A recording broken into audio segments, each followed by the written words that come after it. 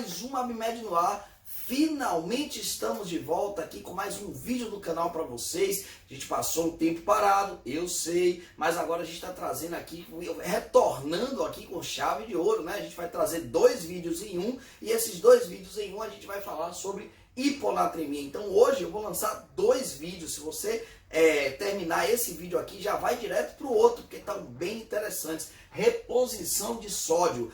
Muita gente me pede para fazer vídeos sobre distúrbios hidroeletrolíticos. Eu finalmente decidi lançar esse vídeo agora que nós estamos retornando aí depois de um tempo aí, acho que foi quase 2 meses sem lançar um vídeo aqui no YouTube sobre aulas, etc. A gente finalmente retorna agora para vocês e a gente vai falar sobre um assunto mega pedido. Isso aqui é para comemorar. Se é que vocês não perceberam, nós estamos também de cenário novo e esse foi o motivo da nossa pausa. Eu estava reformando o lugar onde eu faço esses vídeos para vocês e a gente agora está de cenário novo. Ainda está faltando algumas coisas, ainda vai ficar mais iluminado para vocês poderem enxergar melhor o cenário, mas eu já decidi já lançar esse vídeo aí, estava ansioso para fazer esse vídeo, lançar esse vídeo. E olha aí também mais uma novidade, olha essa camisa, que belezura, camisa nova aqui. Vocês sabem que eu sempre posto aqui as camisas que eu ganho, que eu recebo de presente. Quem me conhece sabe que eu adoro isso aqui. Olha só essa belezura, olha aí de novo aqui essa belezura. Aqui ó, vocês podem ver uma camisa do Dragon Ball, é o Trunks que está aqui na frente. Quem me conhece sabe que eu gosto pra caramba disso.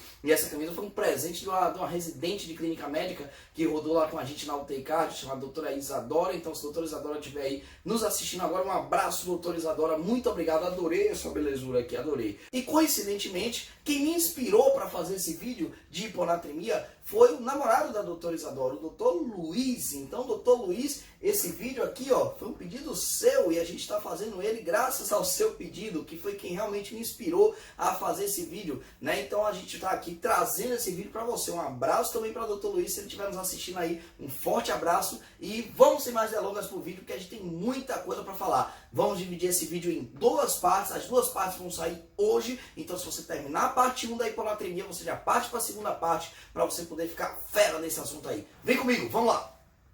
Bom, vamos falar um pouco agora sobre hiponatremia. Esse distúrbio eletrolítico, que é o distúrbio mais presente na prática clínica, é a hiponatremia, muito comum no idoso, muito presente em UTIs, em emergências, etc. E a gente vai começar tentando encaixotar na mente de vocês a hiponatremia. A gente vai fazer você entender nesse vídeo parte 1, essa é a parte 1 do nosso vídeo sobre reposição de sódio. A gente vai tentar fazer você entender os tipos e as formas de hiponatremia. Então observa aqui comigo para vocês verem como vai ficar interessante essa abordagem que a gente trouxe para vocês.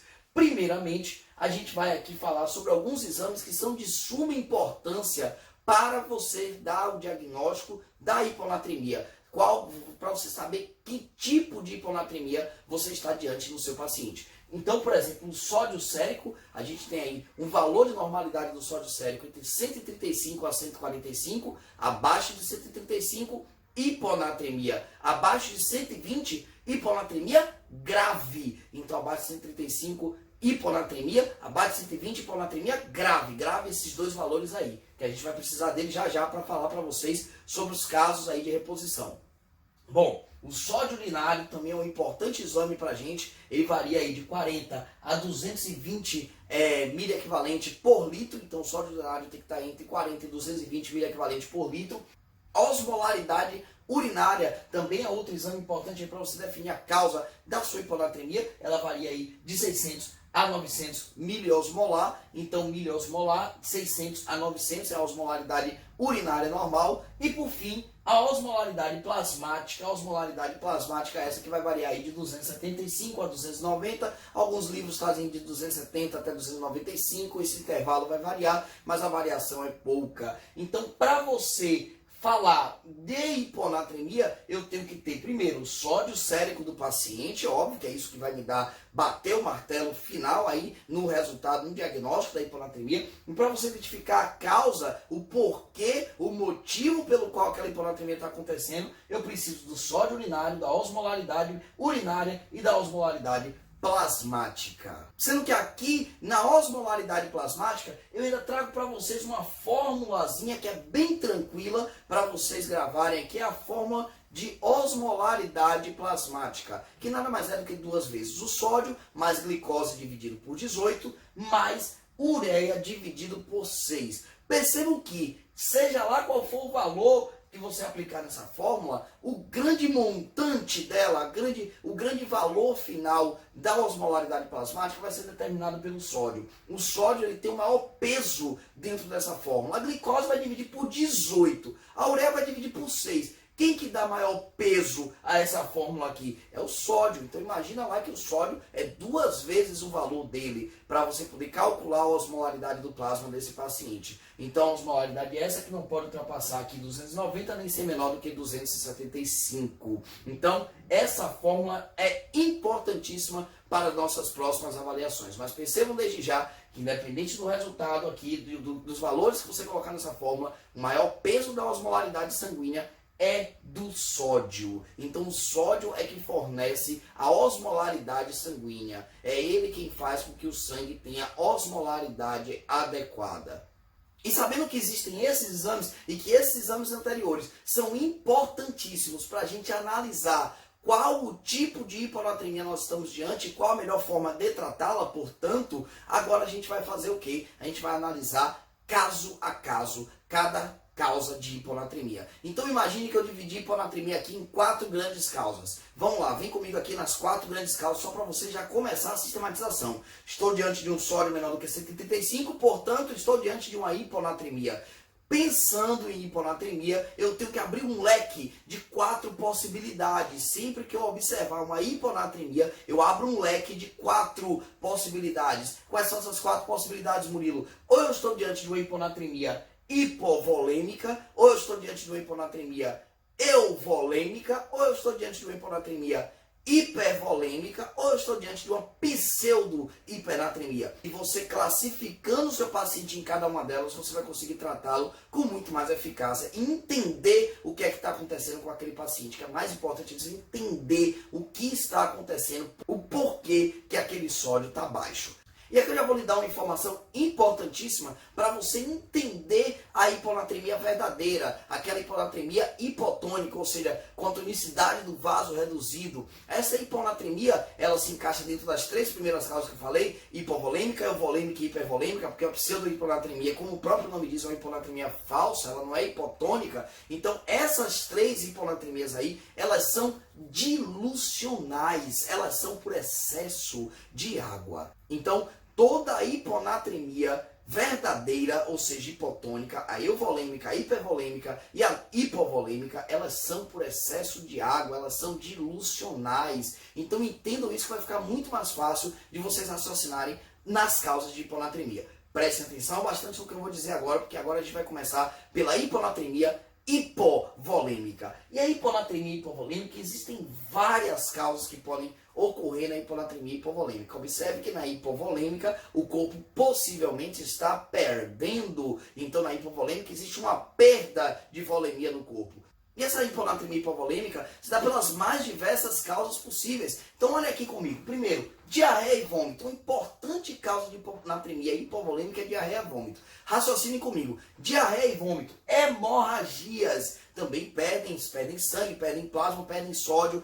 Imaginem que, isso aí é o que eu quero que vocês entendam, essas 2 primeiras causas que eu citei aqui, diarreia e vômito e hemorragias, são causas de perdas extra-renais. Não é o rim que está excretando, não é o rim que está fazendo a hipovolemia. A hipovolemia está sendo induzida por outra causa que não renal. Então, por exemplo, diarreia e vômito, hemorragia são causas extra-renais. Quando o corpo começa a perder, a partir do momento que ele tem uma diarreia volumosa com muitos vômitos, a partir do momento que ele tem uma hemorragia intensa, o ADH, o hormônio antidiurético, vai agir fazendo com que o corpo faça o quê? Retenha mais água. Ele vai reter mais água. E nessa que ele retém mais água, ele deixa mais líquido no plasma, elimina menos líquido, e isso acaba fazendo o quê? Isso acaba diluindo mais o sangue, tornando então assim uma hiponatremia. Entendam vocês que na hemorragia, na diarreia intensa com vômitos, etc., existem perdas que o corpo tem que se adequar. E ele se adequa fazendo o quê? Fazendo com que o rim excrete menos água.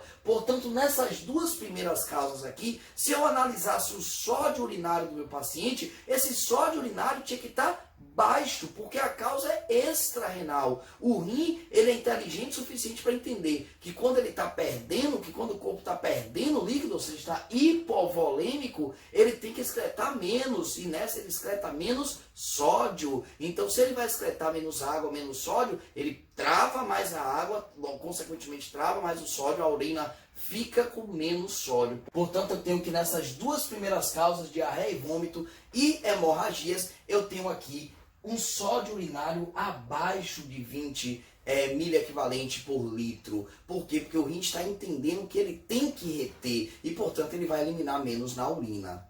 E a osmolaridade do plasma? Gente, a osmolaridade do plasma está baixa. Se eu tenho baixa de sódio, lembra lá daquela fórmula, a fórmula da osmolaridade, 2 vezes sódio mais glicose dividido por 18 mais ureia dividido por 6. Se eu tenho uma baixa de sódio, a osmolaridade também vai estar baixa. A osmolaridade só vai mudar na hiponatremia falsa, na pseudo-hiponatremia, que a gente vai ver mais lá na frente. Mas a osmolaridade do plasma vai estar baixa nesses casos daqui. E por fim, a osmolaridade urinária vai estar alta, porque ele vai estar excretando menos, a urina vai estar mais concentrada. Portanto, eu vou ter uma urina com osmolaridade alta, com sódio baixo e a osmolaridade sérica baixa. Então, sódio urinário baixo, sódio sérico baixo, urina com osmolaridade alta, isso daí tudo fala a favor de uma hiponatremia hipovolêmica. Entretanto, isso daí são as causas, as duas primeiras causas que eu falei são as causas extra-renais de perdas. Agora, causas renais de perdas podem causar hiponatremia hipovolêmica. Exemplo delas: síndrome cerebral perdedora de sal. Síndrome cerebral perdedora de sal nada mais é do que uma disfunção cerebral grave por um AVC hemorrágico, um HSA. Aliás, é a principal causa de hiponatremia no neurocrítico. Quem acha que é SIAD está tremendamente enganado. É síndrome cerebral perdedora de sal. Então você tem aí na síndrome cerebral perdedora de sal uma perda renal, é o rim que está excretando demais. Nesse caso, o sódio urinário ele vai estar elevado. Então, o sódio urinário, nesse caso aqui, vai estar acima de 40 miliequimolar por litro. Então, eu vou ter um sódio urinário elevado nas causas renais. Então, como é que eu vou diferenciar, Murilo, as causas de hiponatremia hipovolêmica não renais, de perdas não extra-renais, das causas renais? Pelo sódio urinário. Se o sódio urinário estiver baixo, a causa é extra-renal, é intestinal, é hemorragia. Se o sódio urinário estiver elevado, a causa é renal. Então aqui, ó, síndrome cerebral perdedora de sal, diuréticos tiazídicos como hidroclorotiazida, que age lá nos tubos coletores, vão eliminar esse sódio aí, vão diminuir a permeabilidade da membrana dos tubos, portanto, fazendo com que passe menos sódio, fazendo com que ele retenha menos sódio. Então, vão eliminar sódio no paciente, excretar mais água, por ter excretando mais sódio junto. Então, essas causas são perdas renais, portanto, o sódio urinário aqui vai estar elevado. A nefrite intersticial também pode causar aí uma perda por causas renais. Então aqui o sódio urinário vai estar elevado. Então, entre todas essas que vocês estão vendo aqui, o asterístico, todas essas aqui, ó, vão ter sódio urinário elevado, porque indicam perdas renais. Ah, Murilo, eu quero saber se essa perda é extra-renal. O sódio urinário tem que estar baixo, porque o rim, eu já falei, o rim ele faz o quê? Ele retém mais água, logo retém mais sódio, elimina menos sódio. Então o sódio urinário vai estar baixo. Então é importantíssimo que vocês saibam isso, na verdade, para vocês poderem fazer essas diferenciações de onde está, qual a causa da hiponatremia. Agora, continuando, a gente vai para uma próxima causa aqui de hiponatremia, que é a hiponatremia hipervolêmica. Essa é a mais fácil de todas. De todas, essa é que exige menos raciocínio. Gente, a hipervolemia, o que é que acontece? O paciente vai estar congesto, o paciente vai estar anasarcado. Quais são as doenças clássicas que geram congestão anasarca? Hipervolemia, estado hipervolêmico, insuficiência cardíaca, insuficiência hepática, insuficiência renal. Gente, isso é muito beabá. Aqui é muito beabá. Essas três são as doenças mais clássicas que causam anasarca, a gente sabe disso. Insuficiência cardíaca, insuficiência hepática, insuficiência renal. O paciente é demasiado, o paciente tem edema, está com sódio baixo, isso pode ser uma hiponatremia hipervolêmica. E aí, nesse caso, você tem muito líquido no plasma, inclusive líquido extravasando para o terceiro espaço, você diminui a osmolaridade plasmática, né? Portanto, você vai ter aí menos soluto no plasma, fazendo por diluição, né? Por diluição, aquilo dali vai estar menos osmolar do que o meio intersticial, vai sugar mais água para o meio intersticial, mas ainda assim a quantidade de anasaca é tão grande que o plasma dele continua o quê? Diluído, mesmo tendo muita água no interstício, ainda tem muita água dentro do vaso também. Então tem ali uma hipervolemia diluindo o meu sódio, fazendo com que a osmolaridade plasmática caia. Por isso ele perde líquido para o terceiro espaço, para o interstício. E os exames na hiponatremia hipervolêmica, como é que eles vão estar? Como é que eles vão se comportar? Bom, prestem muita atenção nisso aqui para vocês entenderem. Bom, a osmolaridade do plasma ela vai estar sempre baixa. Eu já falei isso, a hiponatremia verdadeira, quem dá osmolaridade ao plasma é o sódio, lembra lá da fórmula, o sódio é o principal fator de osmolaridade plasmática. E se a hiponatremia é verdadeira, seja ela euvolêmica, hipervolêmica ou hipovolêmica, a osmolaridade vai estar sempre baixa. Isso aí eu não vou discutir com vocês. A gente vai ter aí, então, uma hipoosmolaridade do plasma, ou seja, uma osmolaridade menor do que 275. Enquanto isso, a osmolaridade urinária e o sódio urinário vão estar reduzidos. E por que eles vão estar reduzidos? Porque existe um conceito chamado volume intravascular efetivo. Mesmo eu tendo muito líquido, tanto a ponto dele extravasar para o terceiro espaço, de tanto líquido que eu tenho no plasma, o meu volume intravascular efetivo é baixo. Portanto, eu acabo mal perfundindo baroreceptores, por exemplo. E baroreceptores como mal perfundidos, eles são um estímulo adicional à secreção de ADH. Então, imagine que nem só perda de água gera secreção de ADH, gera estímulo à secreção de ADH. Um estímulo baroreceptor de mal perfusão a baroreceptores também pode gerar um estímulo de secreção de ADH. Isso devido a quê? A redução do volume intravascular efetivo. Apesar dele ter muito volume intravascular, o volume intravascular efetivo dele é baixo. Portanto, ele acaba mal perfundindo esses baroreceptores aí, que vão estimular a secreção de ADH. E estimulando a secreção de ADH, ele vai acabar o quê? Retendo ainda mais a água e fazendo com que aquele sódio se dilua ainda mais, e o rim também vai travar mais sódio, não vai eliminar tanto sódio assim. Portanto, o sódio urinário é baixo na hiponatremia hipervolêmica, assim como a osmolaridade sérica também é reduzida. E a importância de você saber se a hiponatremia é hipervolêmica é você não tentar repor esse sódio com solução salina. Você pode piorar essa situação desse paciente. O ideal é tentar corrigir a causa de base. O ideal é tirar líquido do paciente. O ideal é restrição hídrica, furosemida, diurético, se for preciso até mesmo diálise para negativar o BH desse paciente e voltar aí a ele ter um volume plasmático ideal que não dilua tanto esse sódio do paciente. Portanto, é importantíssimo você identificar se aquela hiponatremia é hipervolêmica, porque se for, a reposição está contraindicada. Chegando aí na nossa terceira causa de hiponatremia, a hiponatremia euvolêmica. Vamos voltar só um pouquinho, falei já da hipovolêmica, falei da importância da diferenciação de causas de perdas intra e extrarrenais. Causas essas que são diferenciadas a partir do sódio urinário. Se o sódio urinário estiver baixo, isso significa que o corpo está retendo sódio, né? Se o rim está retendo sódio, portanto a causa possivelmente é extrarrenal. Se o sódio urinário estiver acima de 40 miliequivalente por litro, possivelmente essa causa aí é uma perda renal, que esse paciente está tendo. A causa da hipovolemia é renal. Então, falei da hipervolêmica, da hiponatremia hipervolêmica, que é aquela que você vai restringir líquido, né, e tentar ao máximo espoliar líquido desse paciente. A principal conduta da hiponatremia hipervolêmica, isso aí vocês precisam saber, vocês precisam entender isso aí. E agora eu vou falar da euvolêmica, a nossa terceira, penúltimo tipo de hiponatremia. Hiponatremia euvolêmica é essa que tem como principal causas grandes etilistas, pacientes que acabam fazendo ingestas excessivas de álcool insuficiência adrenal primária. A gente sabe que cortisol faz feedback negativo na secreção de ADH. E quando você tem aí um nível de cortisol reduzido, você tem, portanto, um nível de ADH aumentado, porque você não tem um feedback negativo. Então você vai acabar retendo mais água, você vai acabar diluindo mais aquele sódio ali e gerando aí uma hiperosmolaridade plasmática, gerando uma hiponatremia também dilucional.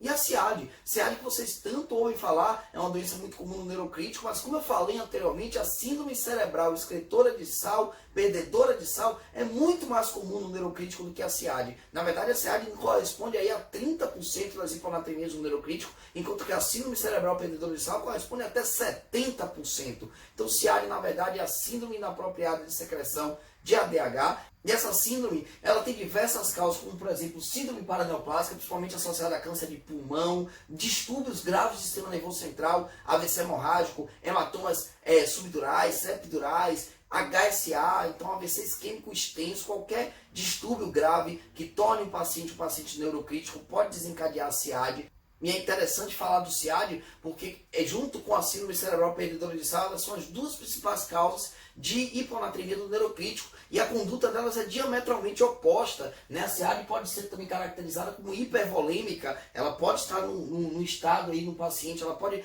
liberar tanto ADH que pode gerar um estado de hipervolemia também no paciente, então ela pode ser tanto euvolêmica quanto hipervolêmica. Imagine que a síndrome cerebral perdedora de sal, ela é hipovolêmica, então você está diante de uma síndrome que o tratamento pode ser diametralmente oposto, então você tem hiponatremia ali e você tem ali correndo naquele paciente neurocrítico SIAD, síndrome cerebral perdedora de sal. Síndrome cerebral perdedora de sal, você repõe sódio. Aqui você restringe líquido. Aqui o principal tratamento no SIAD é restrição líquida. Então o tratamento é diametralmente oposto. Outras causas também de SIAD são algumas drogas que causam também síndrome inapropriada de secreção de ADH, como por exemplo, o uso de antidepressivos, anticonvulsivantes podem causar SIAD. Causas pulmonares não tumorais, como por exemplo tuberculose, pneumonias extensas. Então tudo isso pode causar aí a SIAD. Então, como é a característica, o comportamento dos exames? O sódio urinário, ele é normal, normalmente na euvolemia o sódio urinário é normal, ele está urinando normal, é como se nada tivesse acontecendo ali com a relação à urina. A osmolaridade plasmática, ela é reduzida, eu já falei que na hiponatremia verdadeira, a hipotônica, né, elas têm a osmolaridade plasmática reduzida nas três, na euvolêmica, na hipovolêmica e na hipervolêmica. Então, vai ser comum de todas a osmolaridade plasmática reduzida. E por fim, a osmolaridade urinária, que também é normal, como eu falei, é euvolêmica, não tem por que você pensar em alguma alteração do ponto de vista urinário, porque a volemia do paciente está boa, a volemia está tranquila. E por fim, para a gente fechar essa primeira parte do vídeo, onde eu estou mostrando para vocês as causas de hiponatremia, eu vou falar para vocês de uma coisa que é importantíssima, que é a pseudohiponatremia, que apesar de ser mais rara, pode ocorrer. Imagine vocês que a pseudohiponatremia não é necessariamente um distúrbio dilucional, nem um distúrbio hipotônico, digamos assim. O sódio muitas vezes precisa ser corrigido para você saber se você está ou não realmente diante de uma hiponatremia. Então, imaginem vocês que nós temos aí, naquela equação lá da osmolaridade plasmática, 2 vezes o sódio, mais a glicose dividido por 18, mais a ureia dividido por 6. Gente, a ureia e a glicose, isoladamente, eles não têm como acrescentar muito, eu já falei isso anteriormente, na osmolaridade. Entretanto, imagine se a glicose chega a níveis catastróficos de 600, 700 miligramas por decilitro. Ela vai interferir na osmolaridade. Então, por exemplo, em glicose acima de 600, no estado de coma hiperosmolar, olha essa hiperosmolaridade aí sendo dada pela glicose e não pelo sódio. O que pode acontecer nesses casos? A hiperosmolaridade ser da glicose, e aí essa hiperosmolaridade no plasma puxar líquido do terceiro espaço para o plasma e aí aumentar o líquido intravascular. Então, quanto maior a osmolaridade plasmática, mais ela vai puxar líquido do intestício, mais ela vai aumentar líquido intravascular e vai acabar diluindo o sódio. Então, olha como é interessante essa pseudohiponatremia. Ela, na verdade, ela é determinada pela glicose, na maioria das vezes, né? Porque a gente vê aqui, por exemplo, que contraste iodado, manitol podem fazer pseudohiponatremia. Mas a causa mais clássica é lá naquele estado de coma hiperosmolar, onde a osmolaridade do plasma está sendo aí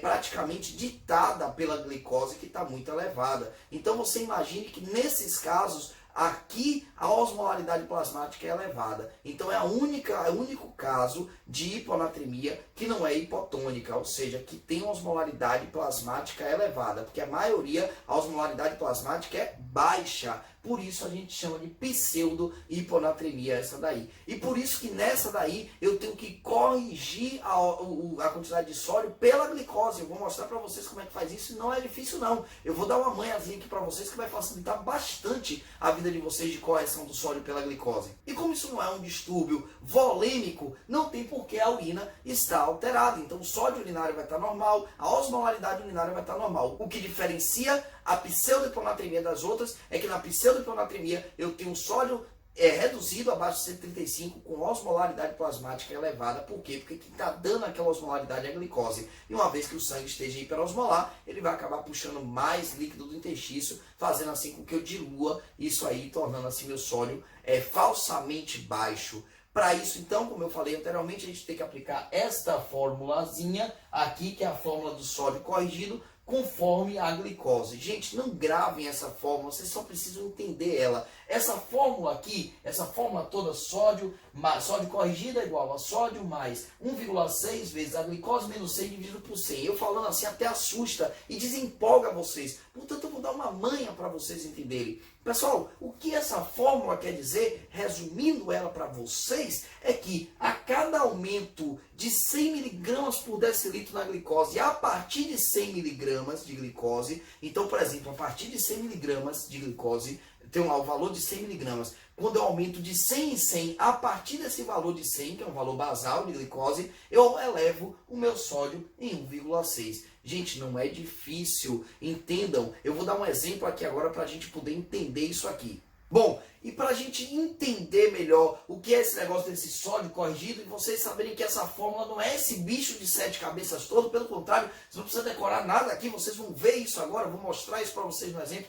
o como é fácil vocês raciocinarem em cima dessa fórmula aqui. Olhem para cá para vocês verem um exemplo aqui. Eu dou um exemplo de um sódio de 128. Então o paciente tem 128 de sódio. Eu estou diante de uma hiponatremia. O sódio normal é de 135. Estou diante de um sódio abaixo de 135. Então hiponatremia. Para eu saber se essa hiponatremia é verdadeira ou não, se é uma hiponatremia real ou não, eu vou para a glicose. Minha glicose desse paciente está em 600. Pô, será que essa glicose está contribuindo para a minha osmolaridade aumentar? E essa osmolaridade maior está puxando o líquido do terceiro espaço e diluindo mais o meu sódio, causando essa hiponatremia, uma pseudo-hiponatremia? Bom, então para eu saber se essa hiponatremia é verdadeira ou não, eu tenho que corrigir ela conforme a glicose. Pessoal, eu falei para vocês que a cada 100 miligramas que a glicose se elevar a partir de um basal de 100 miligramas, eu vou ter 1,6 a mais de sódio. Então, eu já tenho 600 miligramas.